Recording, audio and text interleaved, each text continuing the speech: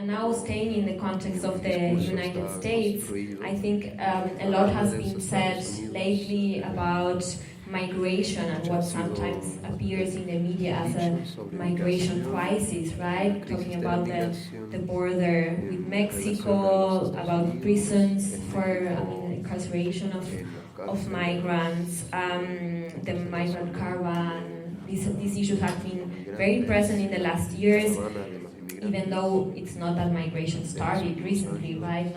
Not everywhere and not there. So what elements do you think are important to understand how we got to the current situation? So first of all, I would say that the so-called migration crisis began when Europeans came to stolen land, and they came to indigenous land. So the migration crisis is a settler colonial problem that the United States has. And if we want to think about what it means and who gets to migrate, we also have to think about what the U.S. government is built off of. What the United States government is built from, which is a settler colonial capitalistic society that stole people, particularly Black African people, and used them as labor, as slaves. And so if we want to think about the history of what is happening now, we have to also think about what is the U.S. built on. And outside of that, what's happening right now with respect to immigration policies is not entirely new. In the 19th century, East Asian people, particularly laborers from China, had immigration restrictions, popularly known as the Chinese Exclusion Act in the 19th century. In the early 20th century, the migration of people coming from Eastern Europe and Southern Europe was also vilified, scapegoated, and restricted. During World War II,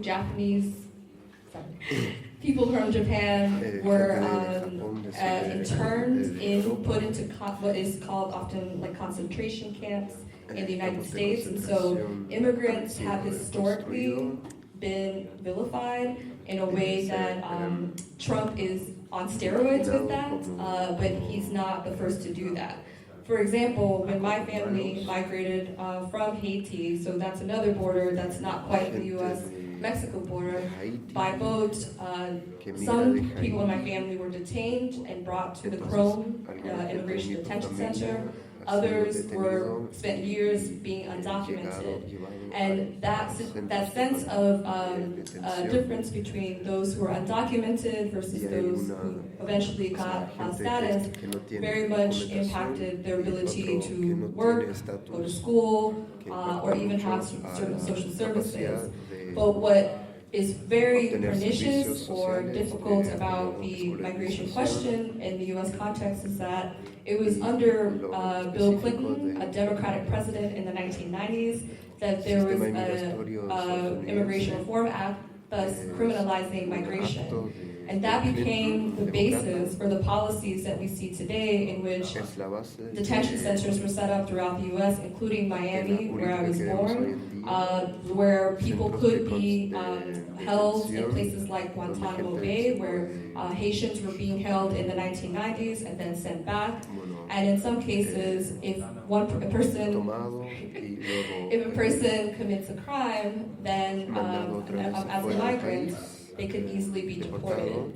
All of this is important to know because the scale of migration in the U.S. is far more than perhaps Europe, in the sense that 47 million people in the U.S. are immigrants at the moment, out of 244 million. So that's about 19% of the people who are currently residing. Outside of that, the criminalization of those people is quite grave. So about 850,000 people have been apprehended or taken by U.S. Customs between October 1st, 2018 and September of this year. So in 1 year, there's been 850,000 people detained. Before Obama detained or deported 2.4 million people, so he's known as a deportation president. All of this is just to say that Clinton, Bush, Obama, and now Trump are doing the work of the U.S. settler colonial context of criminalizing people who are not European, criminalizing people who are poor, criminalizing people who are bombed and or occupied by the U.S. government. And so the crisis isn't the crisis of the people who want to migrate, but it's the crisis of a country that creates a border and makes life unlivable for so many people in the world. Thank you. Emma, you talked earlier about not only the percent of the population that migrate or have a migration background, but also about how this discourse about migration emerge or change somehow, pointing migrants as the other or as enemies or as a danger. So to continue understanding this, what is the everyday life of people who either do not have legal residence permit or might be perceived as if they might not have them?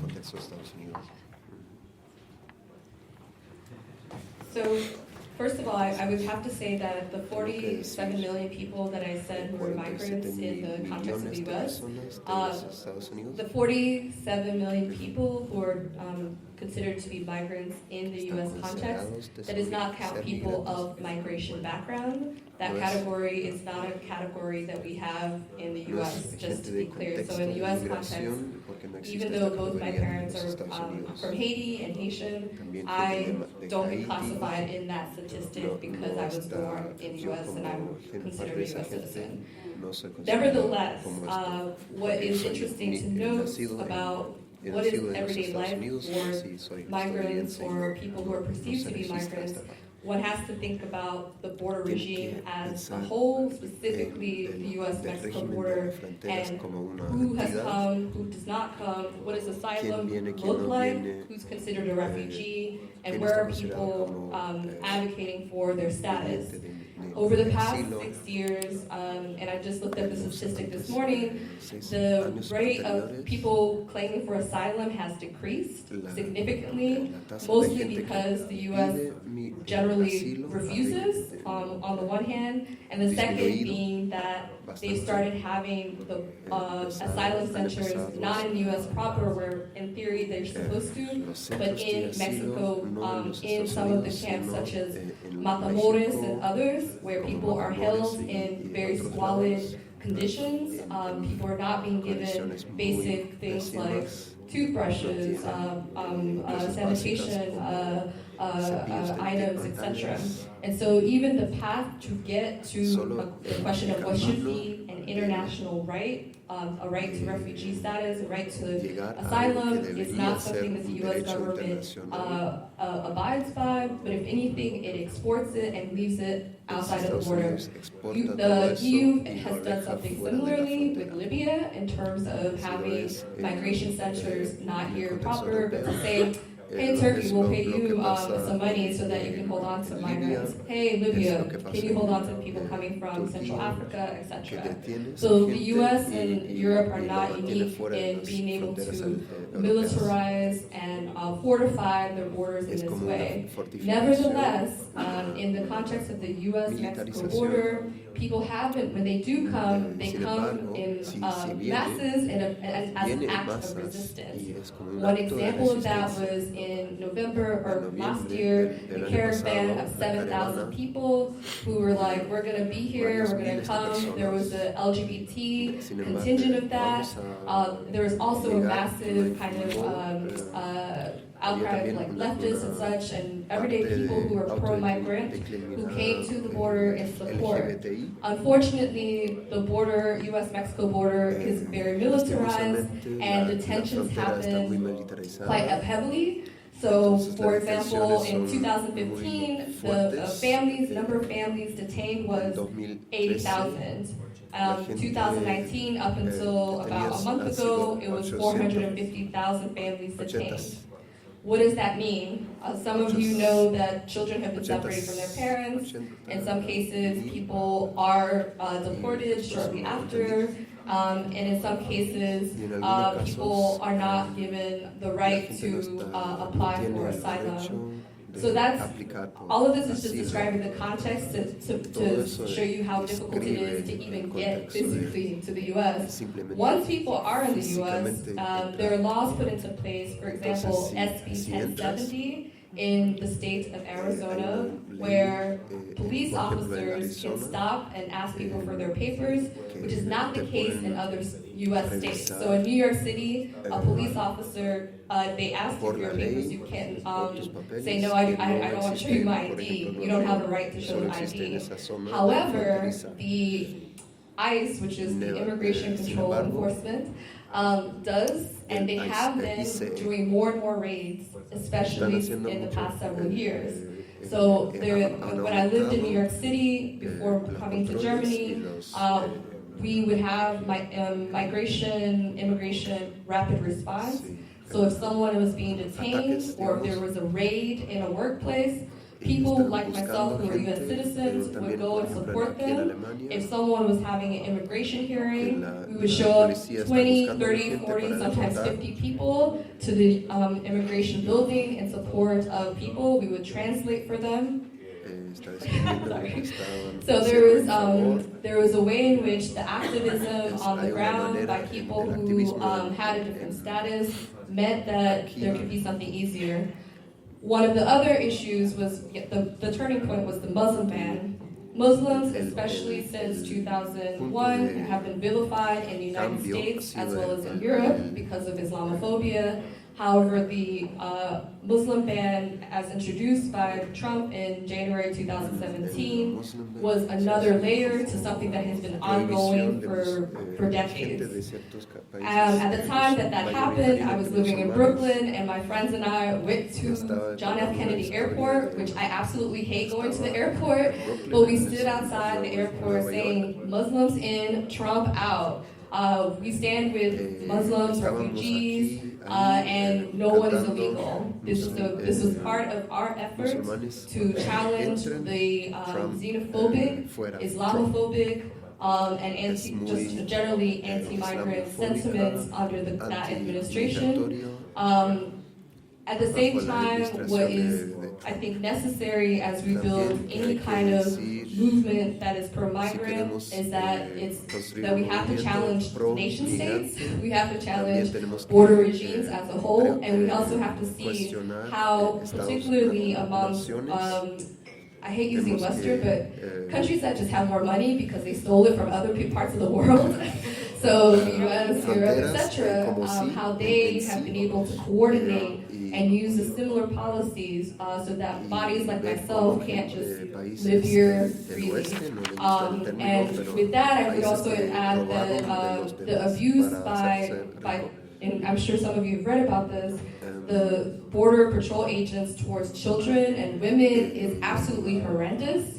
There's been excellent reporting by journalists from Washington Post to The Intercept who've shown and documented that children are being not just physically, but in some cases sexually abused. And so these same regimes that are about policing and monitoring people's bodies are also entrenched in sexism, are entrenched in violence, physical acts of violence. And so it is no accident, but what we have to do is, if we want to ensure that it doesn't happen, to actually have open borders.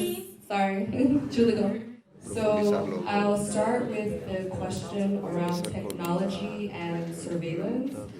This is, I would say, an international problem in which many companies profit from in the United States and here in Europe, in the sense that, and we've gotten information from things like WikiLeaks, as well as other kinds of cables and information from progressive or citizen-minded hackers who've provided information on how not just the US government spies on people, but how the German state in some cases cooperates, and specific companies that have alliances with countries, for example, one area that I study is Tunisia and Egypt, how they sell technology in those regions. So for example, one company based here, Trovacoa, has done voice recordings, data analysis that they send to, or equipment that they send to Tunisia so that the Tunisian state can spy on Tunisians.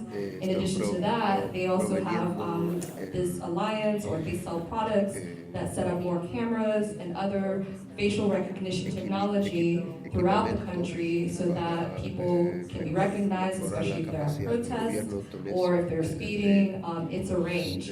So this hyper kind of profitability, or the ways in which surveillance capitalism has increased over the past, I would say, 20 years, has meant that it is an international kind of industry where corporations throughout the world, in collaboration with governments, have been able to spy on citizens, restrict movement of people, and in some cases securitize borders. And in the context of the US-Mexico border, biometrics that can read license plates, body cameras on police officers, as well as drones, which we've talked a little bit about, have been part of the architecture and landscape for monitoring and tracking people.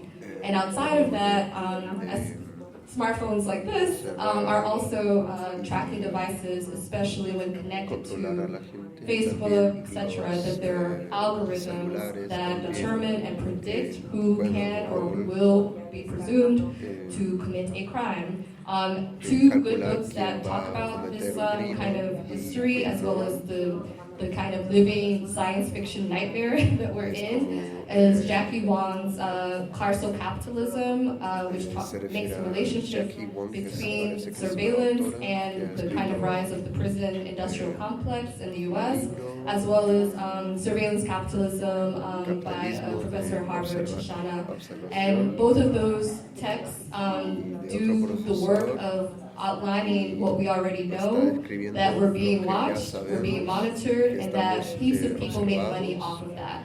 And then the second question with respect to Central America and migration, I've, because of school and also because of the activism I did in the early 2000s, lived in Nicaragua and Honduras a bit, and also traveled on both sides of the US-Mexico border. And I would say that in the early 2000s, life was a little easier and better in the sense that you could cross to the Sonora Desert, where I would go. There wasn't as, of course there was exploitation and such, but it wasn't as great as what you're describing today, which is austerity, massive droughts, environmental, like climate change aftermath have contributed to people leaving, as well as from places like Guatemala, Honduras, El Salvador, etc. However, the hyper-violence of what the Mexican state, as well as the US state, has done to criminalize people who want to leave has meant that, yes, people get exploited and such. I would say that what can help is, or what has been helpful is when there's solidarity that's based on equal terms. It's kind of similar to what Antonia is saying, not one that's charity. One example, and this is more the US case, in which solidarity came from migrants themselves, was the Immokalee farmers, workers, undocumented people in Florida who were Haitian from Central America, organizing along the lines of labor. In addition to that, domestic workers organizing in New York City for better wages, some of whom were undocumented, Black, coming from Central America. It seems as if that could be an axis vis-a-vis collective labor organizing, that the question around exploitation can be addressed.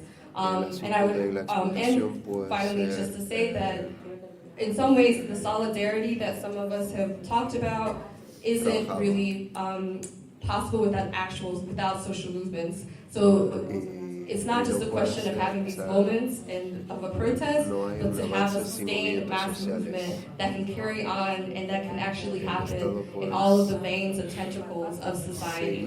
And if we do that, then we can actually win.